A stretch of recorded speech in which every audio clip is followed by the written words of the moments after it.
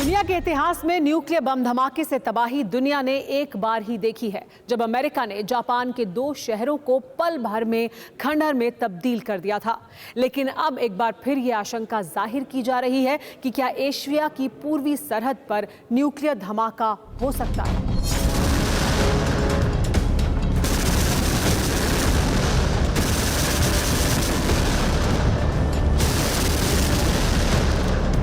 जवाब ताइवान की खाड़ी की तस्वीरें हैं, जहां बीजिंग के तानाशाह ने तबाही का हर हथियार पहुंचाया हुआ है।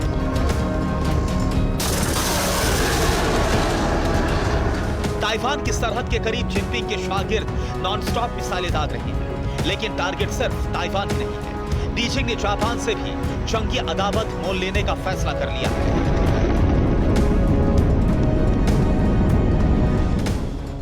चीन ने जापान के करीब 5 मिसाइलें दागी। चीन ने DF-17, DF-26 और DF-21 मिसाइलों को फायर किया था। ये सभी मिसाइलें सटीकता के साथ अपने टारगेट को तबाह कर सकती हैं।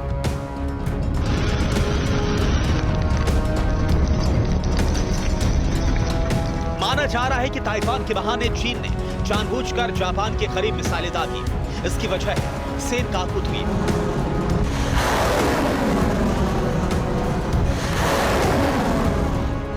ईस्ट चाइना सी में सेनकाकू द्वीप जापान की राजधानी टोक्यो से 1931 किलोमीटर के फासले पर है।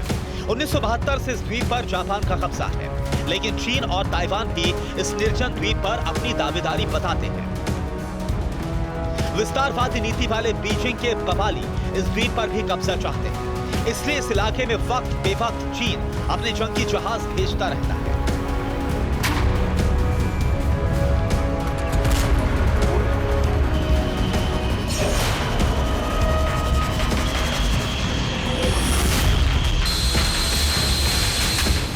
लेकिन पहली बार चीन ने जापान के तट के करीब मिसाइलें दागी हैं, जिसके बाद से ही अमेरिका ने अपने 3 युद्धपोत जापान के करीब तैनात कर दिए हैं।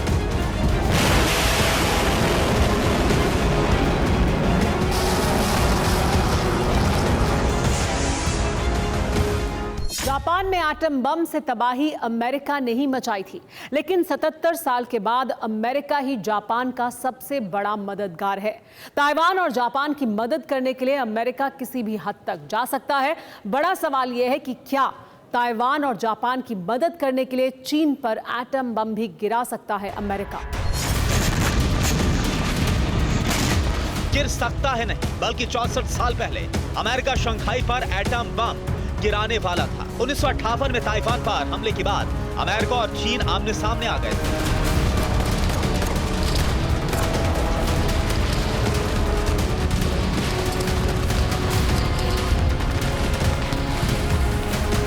अमेरिका ने चीन के आर्मी बेस को तबाह करने से लेकर टैक्टिकल न्यूक्लियर हथियार गिराने की धमकी दी। बावजूद इसके ताइवान पर चीन के हमले नहीं रुके। इसके बाद अमेरिका ने शंघाई में परमाणु बम गिराने की तैयारी कर ली थी।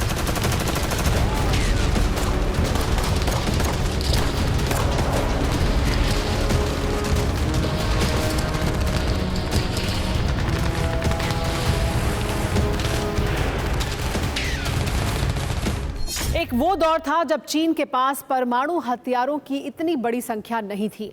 अब लेकिन चीन के पास परमाणु हथियारों का बड़ा जखीरा है, लेकिन अमेरिका की तुलना में अभी भी वो बित्ती भर का ही है। चीन जानता है कि सबसे ताकतवर मुल्क से टकराना अपने ही पैर पर कुल्हाड़ी मारने जैसा है, इसलिए चीन अमेरिका को उसी के अंदाज में टक्कर देना चाहता है। इसका खुलासा भी पेंटागन की रिपोर्ट से हो चुका है, जिसके मुताबिक चीन अपना परमाणु जखीरा तेजी के साथ बढ़ा रहा है। 6 साल के भीतर चीनी परमाणु हथियारों की संख्या बढ़कर 700 हो सकती है, जो 2030 तक 1000 से भी ऊपर पहुंच जाएगी। यह हालात तब है जब चीन दावा करता है कि उसने 90 के दशक के बाद कोई परमाणु परीक्षण नहीं किया है। सवाल यह है कि चीन की करतूतों को क्या दुनिया जानती नहीं है, या फिर जानबूझकर अनजान बनने का नाटक करती है। ये हकीकत है कि मौजूदा वक्त में सबसे ज्यादा होड़ परमाणु हथियारों को लेकर है। रूस ने यूक्रेन पर जिस तरह से हमला किया, वो युद्ध अभी भी जारी है। वहीं चीन और ताइवान के बीच भी तनाव अपने चरम पर है। ऐसे में 7 अरब आबादी हर समय परमाणु हमले की आशंका और डर के साए में जी रही है।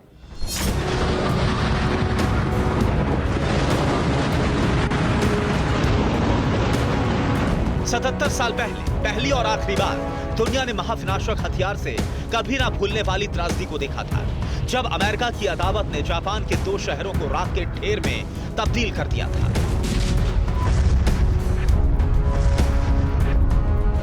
लेकिन दुनिया ने इस तबाही से भी कुछ नहीं सीखा।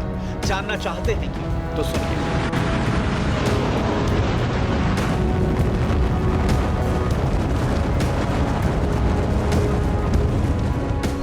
दुनिया में परमाणु हथियारों की तादाद 12,705 हो चुकी है। कुल परमाणु हथियारों में से 9,440 वॉरहेड तैनात हालात में हैं। 3,732 न्यूक्लियर वॉरहेड मिसाइलों पर तैनात किए गए हैं। 2,000 परमाणु हथियार हाई ऑपरेशन अलर्ट पर हैं।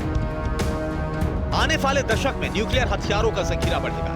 कई देश परमाणु हथियार बनाने की कोशिश करेंगे, जिनमें से कई देश किसी भी वक्त परमाणु हमला कर सकते हैं। ये हम नहीं कह रहे हैं, सीपी की रिपोर्ट कह रही है। सीपी क्या है, पहले ये समझते हैं। सीपी का पूरा नाम Stockholm International Peace Research Institute है, जो दुनिया में हथियारों के बाजार पर नजर रखता है और साथ ही वैश्विक स्तर पर सैन्य खर्च और हथियारों के कारोबार पर नजर रखता है। दुनिया में हथियारों की होड़ पर स्वीडन की संस्था हर साल रिपोर्ट को जारी करती है। रूस और यूक्रेन युद्ध के बीच सीपी ने इस साल की रिपोर्ट जारी कर दी है, जिसने चौंकाने वाले खुलासे किए हैं।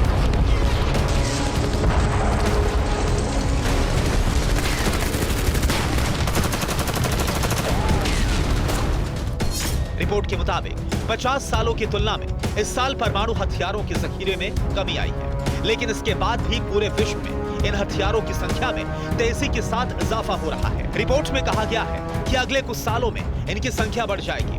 कई गैर परमाणु संपन्न देशों के पास भी न्यूक्लियर हथियार हो सकते हैं। सिप्री की साल 2022 की रिपोर्ट में कई सनसनीखेज खुलासे किए गए हैं। रिपोर्ट में हमारे देश के परमाणु जखीरे का भी जिक्र किया गया है, जिसके मुताबिक भारत के पास जनवरी 2022 तक 160 परमाणु हथियार थे।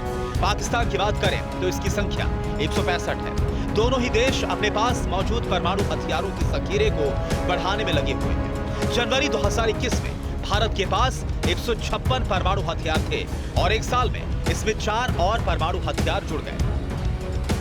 रिपोर्ट के मुताबिक चीन और पाकिस्तान परमाणु हथियारों की तादाद तेजी के साथ बढ़ा रहे हैं, तो बाकी देश भी पीछे नहीं है। दुनिया एटमी तबाही की तरफ किस रफ्तार के साथ बढ़ रही है, इसका खुलासा हाल ही में दुनिया में एटमी हथियारों को खत्म करने के अंतर्राष्ट्रीय अभियान आईकैन की रिपोर्ट में हो चुका।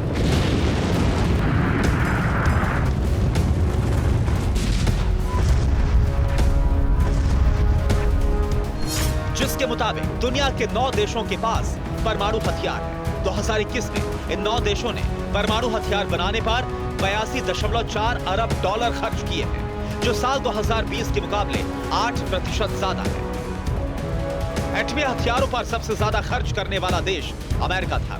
दुनिया में परमाणु हथियारों पर किए गए कुल खर्च का 50% से ज्यादा खर्च अकेले अमेरिका ने किया है, वो भी तब जब अमेरिका के पास पहले से ही दुनिया की तबाही का हर जखीरा मौजूद है।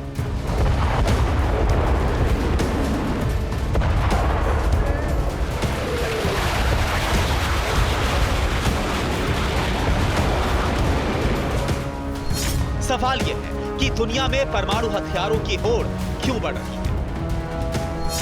महाविनाश के हथियारों का जखीरा क्यों बढ़ रहा है?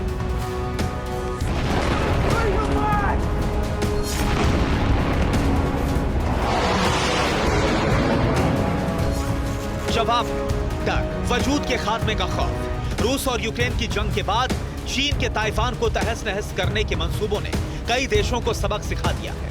बता दिया है कि अगर ताकतवर देशों के सामने टिके रहना है तो परमाणु हथियार जरूरी है। लेकिन क्या होगा अगर मौजूदा वक्त में परमाणु युद्ध होता है? इस सवाल का जवाब ब्रायन टून से जानते हैं।